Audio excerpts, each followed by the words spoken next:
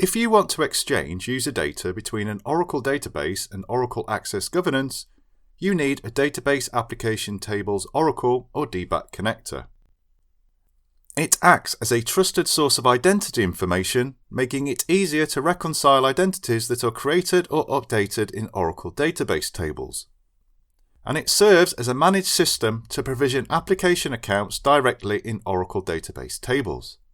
Let's establish a connection between Database Application Tables and Oracle Access Governance by entering the connection details.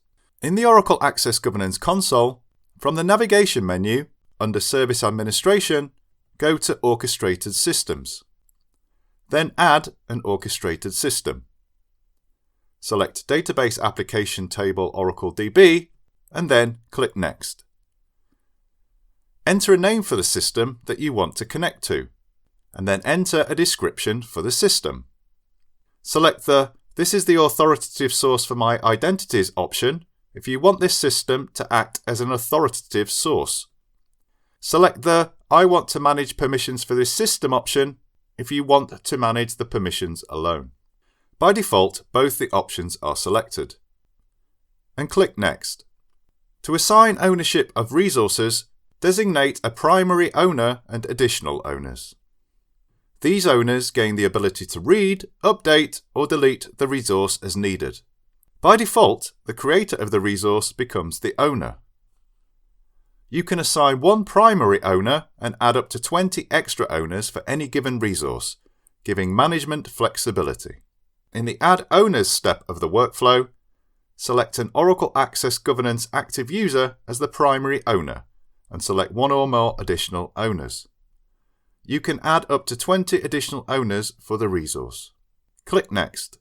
In the Account Settings step of the workflow, you'll need to provide details on how you want to manage accounts when Oracle Access Governance is configured as a managed system.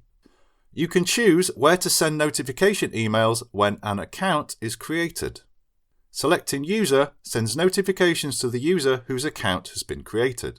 Selecting User Manager sends notifications to the user manager upon account creation. You have the flexibility to select one, or both, or none of the available options. If you select none, no notification emails will be sent upon account creation. Make sure you choose the appropriate setting based on your notification preferences. In the Integration Settings step of the workflow, enter the necessary details to enable Oracle Access Governance to connect to Database Application Tables Oracle DB. Enter the URL of the server hosting the Database Application Tables Oracle system you want to integrate with. Enter the username needed to connect to the Database Application Tables Oracle system to perform data reconciliation and provisioning. Enter the password that authenticates the user you are connecting to the Database Application Tables Oracle system with. Enter the name of the table that contains your user accounts. If you're configuring your orchestrated system in Managed System mode, you should list the names of your permission tables in a comma-separated format. Comma-separated list of lookup tables must be entered here, such as a country that lists all the countries. For this mandatory field, you need to provide a comma-separated list of key column mappings for all your tables in the format table::key column. Make sure to replace table 1, key column 1, etc. with the actual names of your tables and their corresponding key columns. For this mandatory field, you need to provide a comma-separated list of name column mappings in the format table::name column. Replace table and name column with the actual table names and their corresponding column names. Provide the password column mapping for the user account table in the format table::password column. Provide the status column mapping for the user account table in the format table::status column. The status column is all about keeping tabs on whether a user record is active or not. If you have any special values, make sure to configure them. For example, enabled and disabled.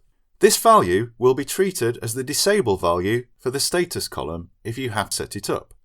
It should be a string type. If you don't provide a value for this parameter, then it defaults to inactive. When it comes to formatting date data string, here's the deal. If you want to treat date data like a date editor, just leave this parameter blank. But if you prefer to handle it as a text, you'll need to provide the specific date format you want to use. Just a heads up, if you provide a value for this parameter, it will invalidate the all-native parameter, so keep that in mind. For timestamp data to be converted to strings, you need to specify the format you want for the timestamp. Remember that by setting this property, it will invalidate both the native timestamps and all native properties. You'll need to create a where clause if you want to define the subset of user account records you want to bring from the Database Application Tables Oracle into Oracle Access Governance. To use a custom Groovy script for the Create User Account Provisioning operation, instead of the default SQL statements, you need to provide the file URL in this format, /directoryname/filename. To specify a custom Groovy script for the Update User Account Provisioning operation, you need to enter the file URL in the format /directoryname/filename. This script will be used when you update the account attribute form or enable or disable the user account. To set up a custom Groovy script for the Delete User Account Provisioning operation, you'll need to enter the file URL in this format, /directoryname/filename. This script will be triggered when you revoke or delete an account. To specify a custom Groovy script for the operation of adding multi-valued attributes, including permissions for accounts, you'll need to provide the file URL in this format, /directoryname/filename. This script will be triggered when you add multi-valued child attributes. To set up a custom Groovy script for the operation of removing multi-valued attributes, including permissions and accounts, you need to provide the file URL in the /directoryname/filename format. This script will be triggered when you remove multi-valued child attributes. Click Add to create the orchestrated system. In the final step of the workflow, called Finish Up, you'll be prompted to download the agent for your orchestrated system. After downloading it, you need to install and configure it in your environment. At this stage, you'll have two options. Customize before enabling the system for data loads. If you choose this option, you can make any specific configurations needed for your orchestrated system before proceeding with data loads. Activate and prepare the data load with the provided defaults. Selecting this option means you'll go ahead with the default configuration and initiate the data load right away. Choose the option that best fits your needs. For steps to install and configure the agent, check out the Access Governance documentation. After you've installed your agent, an intermediate schema.json file called schema.json is generated on the agent host. This file plays a crucial role as it maps the tables in your integrated database with the schema used in Oracle Access Governance. You can either use the default schema.json created by the agent, or edit the JSON file if you need more control over which entities and attributes get passed to Oracle Access Governance. After creating the DBAC connector, make sure to activate it.